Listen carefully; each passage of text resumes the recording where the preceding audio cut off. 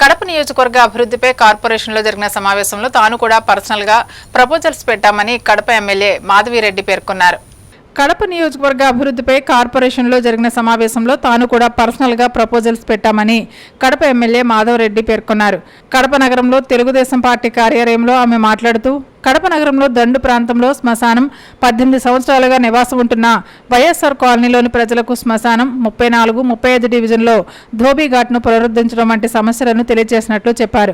అలాగే కాలువల అభివృద్ధి, వీధి దీపాల మరమ్మతులను కమిషనర్ దృష్టికి తీసుకెళ్లినట్లు తెలిపారు. శ్మశానం కావాలని వాళ్ళు మమ్మల్ని అడగడం జరిగింది. దాని మీద కూడా అక్కడ కూడా శ్మశానం గురించి మాట్లాడడం జరిగింది. అలాగనే నకాష్లో బరియల్ గ్రౌండ్ కంప్లీట్ గా తవ్వుతే నీళ్లు వస్తున్నాయి. అది సమస్య ఎన్నో రోజుల నుంచి, దాదాపు 10-15 సంవత్సరాల నుంచి ఆ సమస్య ఉంది.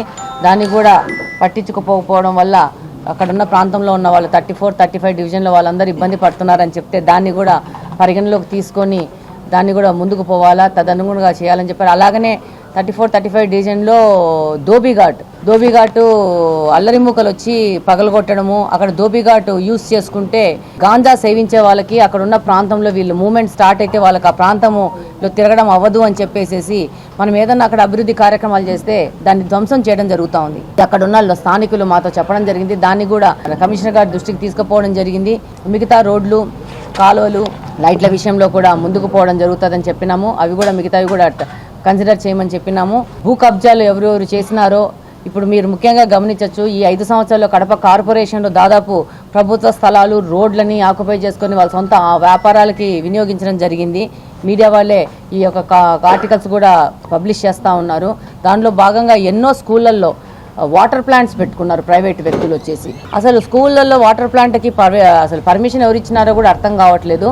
దాదాపు ఇప్పుడు కూడా లోపల వచ్చేసేసి ఆకు వీధిలో స్కూల్లో ఒక వాటర్ ప్లాంట్ పెట్టుకున్నారు మేడం, మీరు అది తీపిచ్చండి అని ఇప్పుడే 1 నిమిషం ముందు కూడా వచ్చి చెప్పిపోయారు. ఇక్కడ కూడా సిఎస్ఐ స్కూల్ దగ్గర కూడా మున్సిపల్ స్కూల్లో ఇంకా వైఎస్ఆర్ కాలనీలో కూడా ఇట్లా ప్రభుత్వ దాంట్లో వాటర్ ప్లాంట్ పెట్టడం జరిగింది. ఇవన్నీ తీయాల్సిన అవసరం ఉంది.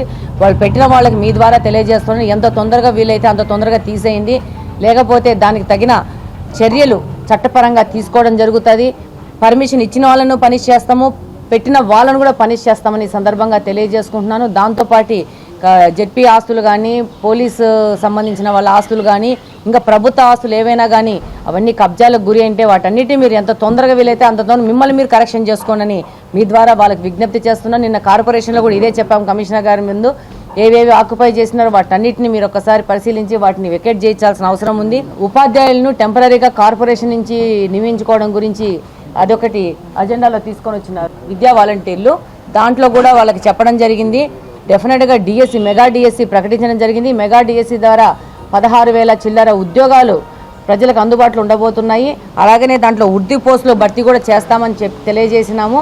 117 జీవోను కూడా రద్దుపరిచి టీచర్లకి అండగా ముందుకు పోతామని చెప్పినాము. మిగతా డెవలప్మెంట్ కార్యక్రమాలు కూడా ముందుకు పోవడం జరిగింది.